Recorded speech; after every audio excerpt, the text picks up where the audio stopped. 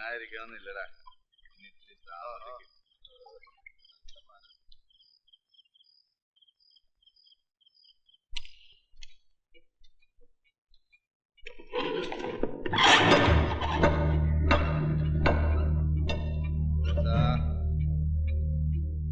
റോസ ഞാനാടി തുറക്ക.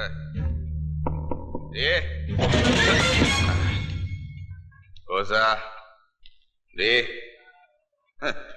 എവിടെയാടി നീ?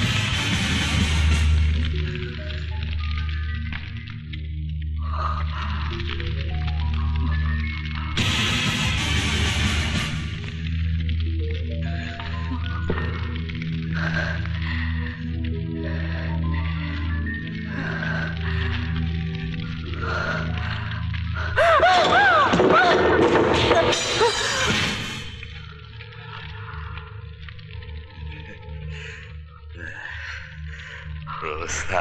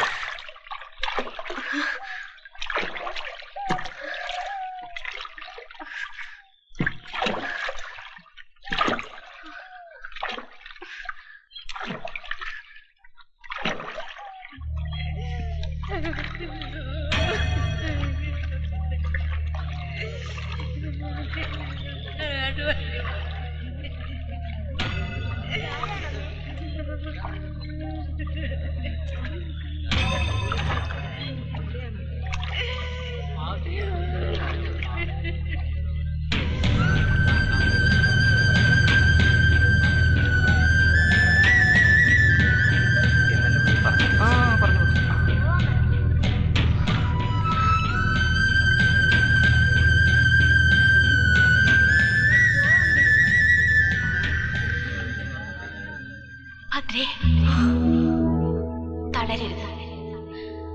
നിന്റെ അച്ഛനും അമ്മയ്ക്കും അതിഷ്ടാവില്ല. നിന്റെ അമ്മ ഭദ്രയെന്ന് വിളിക്കുമ്പോ അച്ഛൻ പറയുമായിരുന്നു വീരഭദ്ര എന്ന്.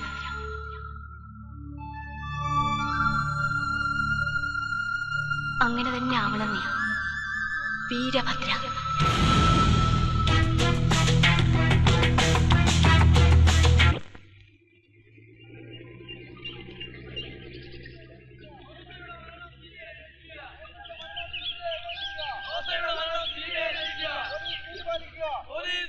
റോസയുടെ മരണം ആത്മഹത്യ.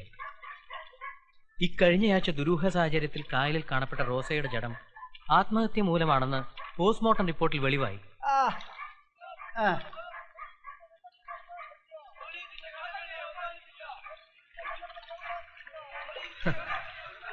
ആലപ്പുഴ കൈനഗിരിക്കടുത്ത് കായൽ തീരത്താണ് 5 ദിവസങ്ങൾക്ക് മുമ്പ് റോസ മരിച്ച നിലയിൽ കാണപ്പെട്ടത്.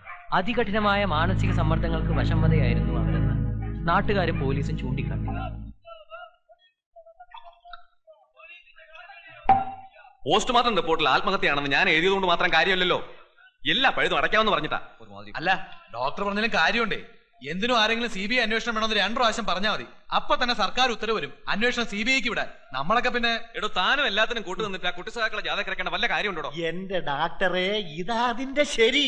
ഞങ്ങൾ പ്രതികരിക്കണം. ഇല്ലെങ്കിൽ പാർട്ടിയുടെ പ്രതിച്ഛായ അത് ബാധിക്കും. പിന്നെ കാശ് ഇറക്കുന്നതനുസരിച്ച് മുദ്രാവാക്യം വിളിയുടെ ശുഷ്കാന്തി കുറയുകയും ചെയ്യും. ആ പറഞ്ഞത് നേരാ. കുറച്ച് കാശിറക്കിയ CBI-ക്കാരുടെ ശുഷ്കാന്തി കുറയൂ. പക്ഷെ ഈ കാര്യത്തിൽ മുതലാളിക്ക് അത്ര ശുഷ്കാന്തി പോരാ. ചെക്കൊന്നും ഒപ്പിട്ടിട്ടില്ല.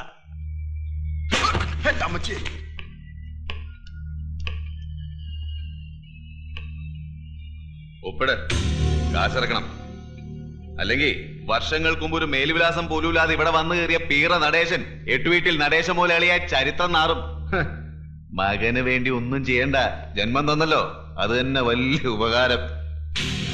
ഒപ്പിട്, ഒപ്പിടാൻ. അവൻ തല്ലടി തല്ലടാ, അല്ലെങ്കിൽ ഇറങ്ങി പോടാഞ്ഞിട്ട്. കഷ്ടപ്പെട്ടുണ്ടാക്കിയതായി കാശൊക്കെ. അത് നിന്റെയൊക്കെ തോന്നിയാസന് തൂർത്തടിക്കാനുള്ളതല്ല. കുറെ സഹിച്ചു, ഇനി പറ്റില്ല. നടേശം മുതലാളി നാറിയാലും വേണ്ടില്ല. തൊണ്ട ഉറക്കണ്ട, ചിലപ്പോ ശബ്ദം ഇടണം. എന്തിനാ കരയുന്നെന്റെ സരോജിനിയമ്മേ? ഞാൻ വയറ്റിലുണ്ടായ 2 മാസം കഴിഞ്ഞല്ലേ ഈ നടേശ മുതലാളി ഈ കഴുത്തിൽ മിന്നു കെട്ടിയത്. അദ്ദേഹത്തിന് സരോജിനിയമ്മ എന്നെ വേണ്ടായിരുന്നു. പക്ഷേ നടേശ ചരിത്രത്തിന് കോട്ടം സംഭവിക്കരുതല്ലോ. ഇയാളുടെ സന്തതിയെ പറ നാണമില്ലായിരുന്നു നിങ്ങക്ക്? എനിക്ക് നാണക്കടാ. തന്തയുടെ ഗുണം കൊണ്ട് എവിടെ ചെന്നാലും എന്തോ ഒരു അന്തസ്സ.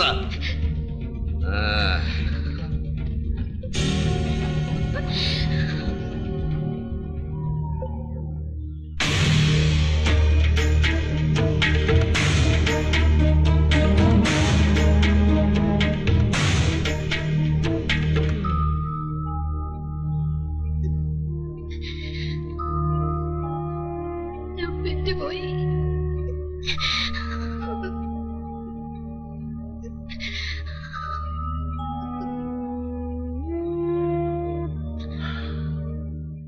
വേണ്ടി വന്ന അച്ഛൻ മകനെ കൊല്ലും, അല്ലെ മകൻ അച്ഛനെ കൊല്ലും. അതാ എട്ടിവീട്ടി തറവാട്ടുകാരുടെ മേന്മ. പിന്നെയാ നമ്മുടെയൊക്കെ ജീവനെ കുറിച്ച് അവർക്ക് ഛേദം. റോസായെ കൊല്ലിച്ചതാ, ഉറപ്പാ.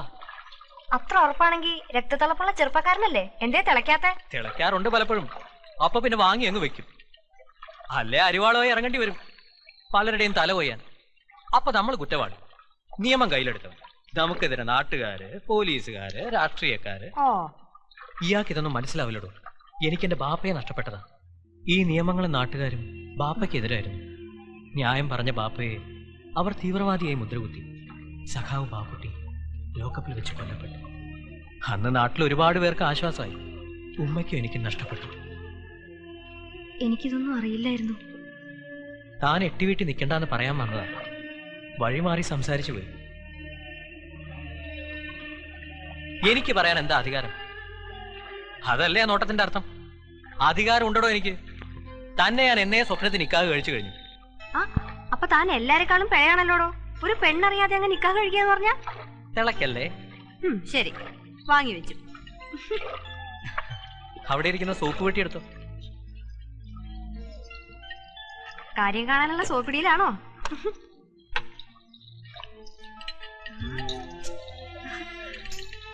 അതെ, സ്വപ്നത്തിൽ ഇതല്ല ഇട്ടാ ഞാൻ തന്നെ കണ്ടത്.